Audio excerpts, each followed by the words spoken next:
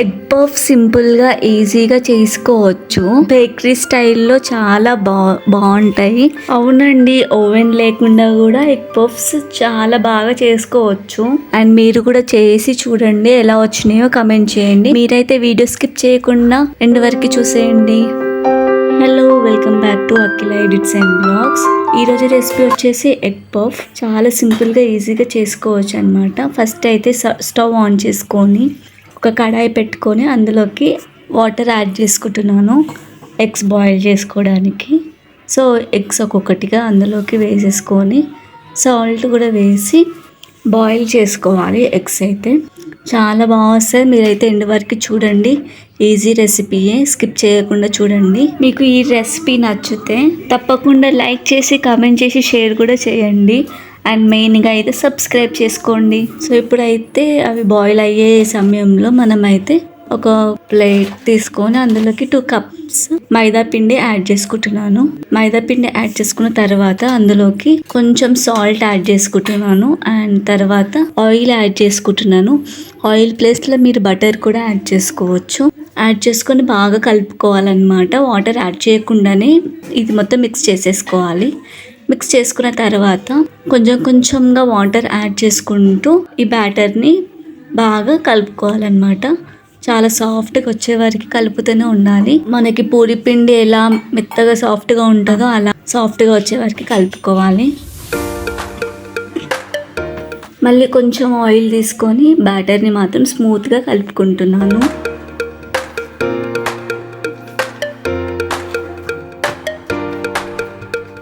So ఇలా సాఫ్ట్గా రావాలన్నమాట. చాలా స్మూత్గా ఉండాలి. సో స్మూత్గా వచ్చిన తర్వాత ఇది 10 నిమిషాలు పక్కన పెట్టేసుకోవాలి.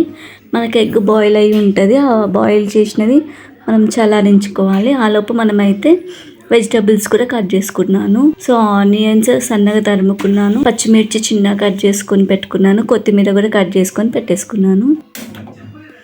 సో ఇప్పుడైతే మళ్ళీ స్టవ్ ఆన్ చేసుకొని ఒక బౌల్ పెట్టుకొని అందులోకి 1 స్పూన్ ఆయిల్ హీట్ అయిన తర్వాత జీలకర్ర ఆవాలు వేసుకోవాలి.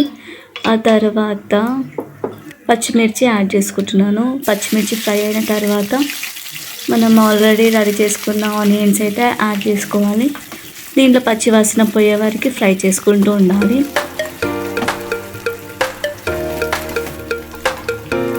కొంచెం ఫ్రై అయిన తర్వాత మిరియాల పొడి యాడ్ చేసుకోవాలి. అండ్ సాల్ట్ కూడా యాడ్ చేసుకోవాలి. మిరియాల పొడి అండ్ సాల్ట్ యాడ్ చేసుకొని బాగా కలుపుకోవాలి. కొంచెం ఇది ఫ్రై అయిన తర్వాత మనకి స్పైసీ ఎక్కువ కావాలి అని అనుకుంటే కారం పౌడర్ కూడా వేసుకోవచ్చు. అది స్కిప్ చేసినా పర్లేదు. కారం, పసుపు అండ్ కొత్తిమీర యాడ్ చేసుకొని ఇది కూడా బాగా మిక్స్ చేసుకుంటున్నాను. ఇది మంచిగా కుక్ అయింది అని అనిపించినప్పుడు మనం స్టవ్ ఆఫ్ చేసుకొని పక్కనైతే తీసేసుకొని పెట్టుకోవాలి. సో ఇదైతే రెడీ అయిపోయింది, పక్కన పెట్టేసుకుంటున్నాను. సో మనకి ఎగ్స్ అయితే కూల్ అయిన తర్వాత మనం ఎగ్ షెల్ అంతా తీసేసుకుంటున్నాము. సో ఇదైతే తీసేసుకొని పక్కన పెట్టేసుకోవాలి. వెట్ లేకుండా చూడాలి. అండ్ మనం ఇలా షార్ప్గా కట్ చేసుకోవాలన్నమాట. అడ్డంగా కట్ చేయొద్దు, హారిజెంటల్లో కట్ చేయాలి. సో ఎగ్స్ అన్నీ మనం ఇలా హారిజెంటల్లో ఒక్కొక్కటిగా కట్ చేసుకొని పెట్టేసుకోవాలి. సో ఇవన్నీ ఒక ప్లేట్లోకి అయితే తీసేసుకుంటున్నాను.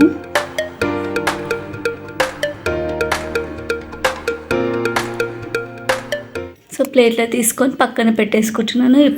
ఇప్పుడు ఆ బ్యాటర్ నుంచి కొంచెం కొంచెంగా తీసుకుంటూ రౌండ్గా చేసి మనం పూరి ఒత్తుకునే దగ్గర ఆయిల్ అప్లై చేసుకుంటూ పూరిలాగా ఒత్తుకోవాలన్నమాట ఒక్కొక్కటిగా. సో వీడియోలో చూపించిన విధంగా మనం చేసుకోవాలి.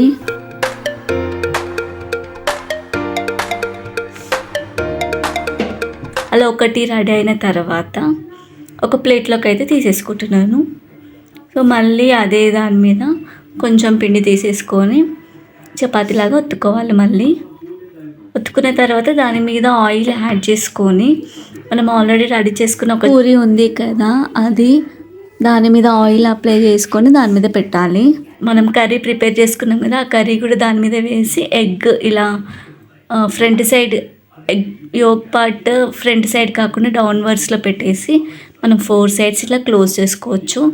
మనం క్లోజ్ చేసుకోవడానికి మైదా పిండి వాటర్ మిక్స్ చేసుకునేది అవసరమే లేదు. మంచిగా ఇది అతికిపోతుంది. సో మనం ఇలా కొంచెం ప్రెస్ చేసుకుంటే సరిపోతుంది. ప్రెస్ చేసుకొని తర్వాత ఒక ప్లేట్లోకి అయితే తీసుకొని పెట్టేసుకోవాలి. సో అలానే మళ్ళీ ఇంకొకటి కూడా అలానే రెడీ చేసుకుంటున్నాము. ఫస్ట్ ఒక పూరి రెడీ చేసుకున్న తర్వాత పక్కన పెట్టేసుకొని ఇంకో పూరి చేసి దాని మీద ఆయిల్ అప్లై చేసుకొని ఈ పూరి ఇంకొక పూరి పెట్టుకొని కర్రీ వేసుకొని మనం ఎగ్ పెట్టుకొని 4 సైడ్స్ కవర్ చేసుకొని ప్రెస్ చేసుకొని ప్లేట్లోకి అయితే తీసుకుంటున్నాను. అలానే అన్నీ చేసుకోవాలి.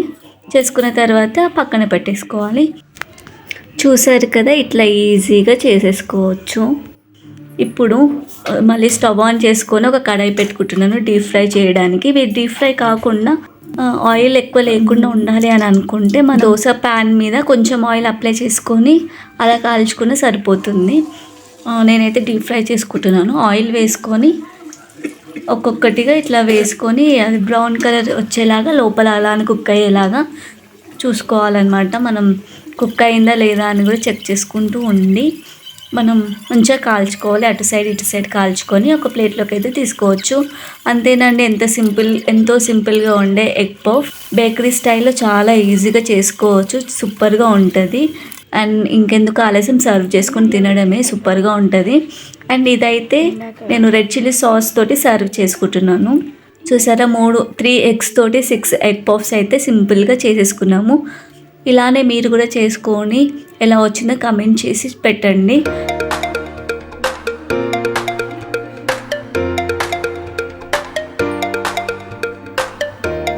మరిన్ని వీడియోస్ కోసం సబ్స్క్రైబ్ చేసుకోండి. అండ్ మళ్ళీ వచ్చే వీడియోలో కలుద్దాం. సో ఫస్ట్ అయితే do like, share, subscribe. Thank you for watching. See you again. Bye.